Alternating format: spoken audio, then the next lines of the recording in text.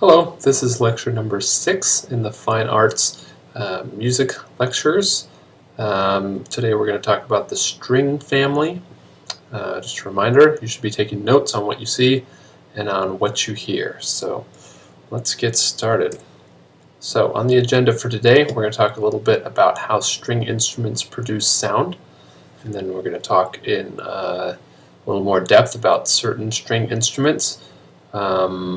First, the high-pitched string instruments, the violin and the viola. Then we're going to go to the low-pitched string instruments, cello and double bass. We're going to talk a bit about the harp, and then some special effects that can be made on string instruments. One special note, there's not going to be sound examples on this video of these instruments or any of the instruments for subsequent instrument family videos because we'll be going over those sounds in class. This is mostly just sort of text-based and sort of idea-based. We'll be getting into the sounds and things like that in our in-class activities. So just so you know, you won't be hearing any sound examples, unfortunately. All right, so string instruments are instruments that are where sound is produced by a vibrating string, and that could be through plucking or drawing a bow against the string. So plucking or maybe even strumming would be included in that. So essentially, a string instrument is any instrument where there is a vibrating string involved. So that's pretty simple, I hope. The first string instrument we're going to talk about is the violin. There's a picture of it down there. It's the smallest of the orchestral string instruments. There are the most violins. There are more violins than any other instruments in a string orchestra or a symphony orchestra. It has the highest pitch because it's the smallest, because smaller things tend to have higher pitches, bigger things have lower pitches. Violin often plays the melody. It's a really popular instrument. Lots of people play the violin. And there's an example of the violin there. And that little stick next to it is called the bow. And the bow is the thing that people draw across the strings to get them to vibrate. So instead of just having a really short sound by plucking it or something, by drawing the bow against the string like that girl's doing down here, then you can get a long sustained sound and long notes. So there's a girl playing the violin. Next is an instrument that looks a lot like the violin, often gets confused with the violin, but it is different. It's called the viola. The viola. There's a picture of the viola there. You're probably thinking that it looks exactly like the violin. If you were thinking that, you were pretty close to right. It's almost exactly the same. It's just slightly larger than a violin, has a little darker, more somber tone. We're going to listen to some examples in class so you can hear the difference. It's a subtle difference, but an important one. When someone holds it, it looks very similar to the violin, as you can see there. It's held under the chin. Left hand depresses the strings, and then the right hand uses the bow to get those long notes. So violin and viola are pretty similar, but as you can see in this picture here, the viola is just a little bit bigger. Like I said, it has a little darker sound. So the violin has a little higher pitch, the viola has just a slightly lower pitch. So there you have it. Now on to the low string instruments that are in an orchestra. The cello is the higher of the low string instruments. It's held between the legs, has a rich expressive tone.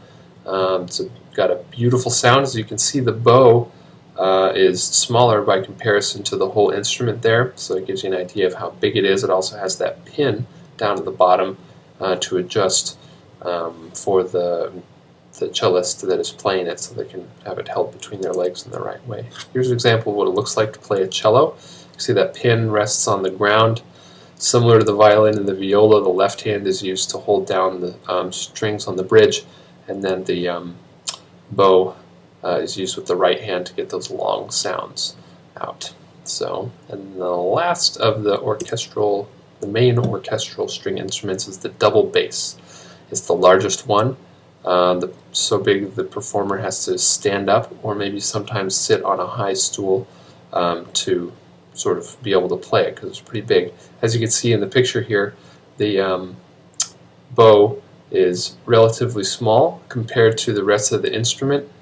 so it gives you an idea of how big it is. Also has a pin at the bottom because it rests on the floor. It adds weight and power. It's the bass line, big, thick sound.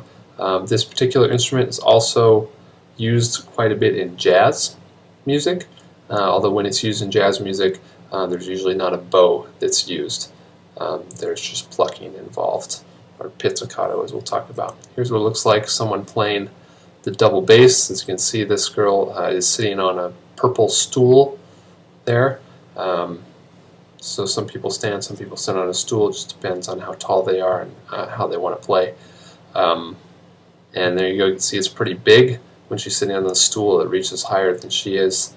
You can see her in action moving the bow, the hairs of the bow across the strings there. So there you go. The harp is another instrument that's sometimes found in the orchestra, but has a history of being a folk instrument throughout the world. It's a very beautiful instrument. People tend to think of it in angelic terms, and heavenly sounds and things like that. It is a beautiful instrument. It's also a very large instrument, and the harp, at least, that's commonly used in the orchestral ensemble. Here's an example of what it looks like to play a harp. So this woman here is sitting down, of course, on a stool, sort of leans the harp towards her and then plays with the fingers. And then if you look really closely, you can see her left foot is down there.